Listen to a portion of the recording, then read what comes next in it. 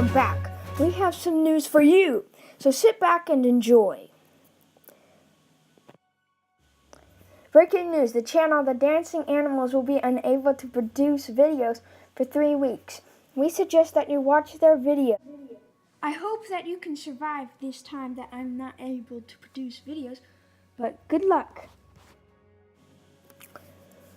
The weather for Dallas and Fort Worth will be rain with winds coming in at 8 miles per hour from the east.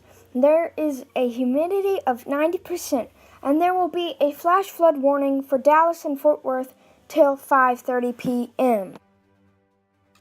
Lightning signing out from Lightning News.